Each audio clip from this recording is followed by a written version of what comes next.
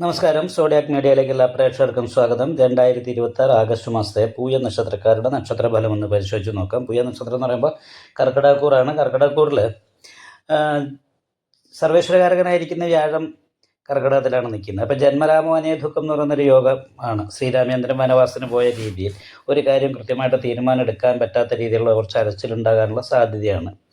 അതുപോലെ തന്നെ ലഗ്നത്തിൽ തന്നെയാണ് സൂര്യൻ നിൽക്കുന്നത്. സൂര്യൻ ലഗ്നത്തിൽ ഗുണായോഗം ചെയ്ത് നിൽക്കുന്നു എന്ന് പറയുന്നൊരു ഗുണമുണ്ട്. സഹായ സ്ഥാനാധിപതിയാണ് ബുധൻ.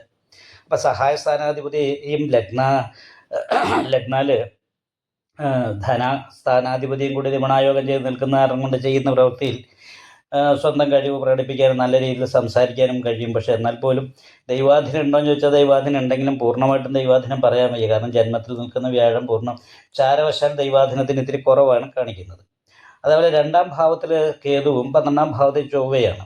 അപ്പോൾ 12 ചൊവ്വ എന്ന കിട്ടി നിന്നാൽ 10 രൂപ കൈ കിട്ടി 20 രൂപയുടെ ചിലവാകുന്നൊരവസ്ഥയാണ്. അപ്പോൾ കർമാധിപതിയും കൂടി ആയിരിക്കുന്ന ചൊവ്വ 12 വയ്ക്കുമ്പോൾ ഉള്ള തൊഴിൽ നഷ്ടപ്പെടുക, തൊഴിലുമായിട്ട് ബന്ധപ്പെട്ട സ്ഥാനചലനം, ഒരു സ്ഥലത്തു നിന്നും തൊഴിലെടുത്ത് അത് കമ്പനിയുമായിട്ട് ബന്ധപ്പെട്ട് തന്നെ മറ്റൊരു സ്ഥലത്തേക്ക് മാറേണ്ട അവസ്ഥ വരികയോ, അതല്ലെങ്കിൽ ചെയ്തുകൊണ്ടിരിക്കുന്ന തൊഴിൽ നഷ്ടപ്പെടുത്തി മറ്റൊരു തൊഴിലിലേക്ക് മാറുകയോ ചെയ്യാനായിട്ട് സാധ്യതയുള്ളൊരു സമയമാണിപ്പോൾ. അപ്പോൾ അത് കാരണം കൊണ്ട് തന്നെ വളരെ ശ്രദ്ധിച്ചു മാത്രം ഒരു തീരുമാനം എടുക്കണം. കാരണം ലഗ്നത്തിൽ വ്യാഴം നിൽക്കുന്ന കാരണം കൊണ്ട് കൃത്യമായ തീരുമാനങ്ങൾ എടുക്കാനായിട്ട് കുറച്ച് ബുദ്ധിമുട്ടുണ്ടാകുന്ന ഒരു സമയമാണ്. ജന്മരാമാവന ദുഃഖം എന്ന് പറയുന്നൊരു യോഗമാണ് ഇപ്പോൾ നിലവിലുള്ളത്. അപ്പോൾ കുറച്ച് അലച്ചിലും കാര്യങ്ങളും ഉണ്ടാകാനുള്ള സാധ്യതയുണ്ട്. പക്ഷേ ഭാവിയിലേക്ക് അനുകൂലമായിരിക്കുന്ന ഗുണഫലങ്ങൾ ഉണ്ടാകും തന്നെ വിചാരിക്കാം. ലഗ്നത്തിൽ ഭാഗ്യാധിപതി നിൽക്കുന്നതുകൊണ്ട് എല്ലാ ഭാഗ്യങ്ങളും അനുഭവിക്കാനായിട്ട് സാധിക്കും. പക്ഷേ 2ാം ഭാവത്തിൽ കേതു അനാവശ്യമായിട്ട് ചെലവ് വർദ്ധിക്കുകയും സാമ്പത്തിക ഞെരുക്കം ഉണ്ടാകുകയും ചെയ്യും. നല്ല ഉദ്ദേശത്തോടുകൂടി സംസാരിച്ചാലും ചില സമയത്ത് കേൾക്കുന്നവർക്ക് അപ്രിയമായിട്ട് തോന്നും. 2ലെ കേതു സാമ്പത്തിക ഞെരുക്കം ഉണ്ടാക്കും. അതേപോലെ തന്നെ നമ്മളുടെ ഉത്തരവാദിത്തങ്ങൾ പോലെയുള്ള വിഷയങ്ങൾ കാരണമുണ്ട് എങ്ങോട്ടെങ്കിലും സ്വതന്ത്രമായിട്ട് എന്തെങ്കിലും കാര്യങ്ങൾ ചെയ്യണമെന്നോ എങ്ങോട്ടെങ്കിലും പോകണമെന്നൊക്കെ വിചാരിച്ചെന്നാൽ നമ്മുടെ ഉത്തരവാദിത്തങ്ങൾ കൊണ്ട് നമുക്കത് സാധിക്കാതെ വരും. ഒരു ബന്ധനദോഷം എന്ന് വേണമെങ്കിൽ പറയാം. അപ്പോൾ ഈ ബന്ധനദോഷം എന്ന് പറഞ്ഞിട്ടുണ്ടെങ്കിൽ നമ്മളുടേതായിരിക്കുന്ന ഉത്തരവാദിത്തങ്ങൾ കൊണ്ട് കാര്യങ്ങൾക്ക് തടസ്സം ഉണ്ടാകുന്നു എന്ന് കണക്കൂട്ടിയാൽ മതി. അല്ലാതെ ജയിൽവാസം പോലുള്ള ഒരു വിഷയങ്ങൾ ഉള്ളൊരു യോഗം അല്ല പറയുന്നത്. പക്ഷേ താൽക്കാലികമായിട്ട് നമ്മൾ ആഗ്രഹിക്കുന്ന കാര്യങ്ങൾക്ക് മുടക്കം വരാനുള്ള സാധ്യതയുണ്ട്. അഷ്ടമത്തിലാണ് രാഹു നിൽക്കുന്നത്. നടുവേദന പോലുള്ള പ്രശ്നങ്ങൾ ഉണ്ടാകാൻ സാധ്യതയുണ്ട്. അതുപോലെ ഒരു കണ്ണ്, ചെവി മുതലായിട്ടുള്ള ഭാഗങ്ങളിലുള്ള രോഗാവസ്ഥയ്ക്കും യോഗമുള്ള ഒരു സമയമാണ്.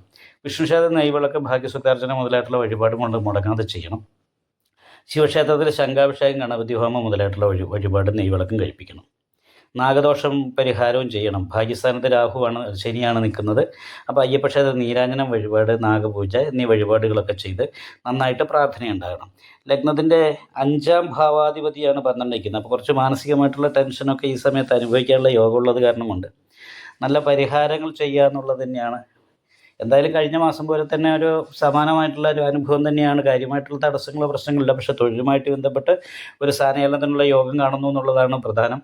പിന്നെ ശനി നിര്യാണകാരകനായിരിക്കുന്ന ശനി ഭാഗ്യസ്ഥാനത്ത് നിൽക്കുമ്പോൾ ഭാഗ്യത്തിന് ഉദ്ദേശിക്കുന്ന രീതിയിലുള്ള ബൂസ്റ്റ് ഉണ്ടാകാതിരിക്കുക, അപ്പോൾ ഭാഗ്യക്കുറവ് പോലെയുള്ള വിഷയങ്ങൾ. അപ്പോൾ അത് കാരണം എന്തായാലും ഈ പ്രാർത്ഥന വഴിപാടുകളൊക്കെ ചെയ്ത് നന്നായിട്ട് പ്രാർത്ഥിച്ചോളൂ. നിങ്ങൾക്ക് ഈ വീഡിയോ ഇഷ്ടപ്പെട്ടാൽ ലൈക്ക് ചെയ്യുക, നിങ്ങളുടെ അഭിപ്രായങ്ങൾ കമൻറ്റ് ചെയ്യാം.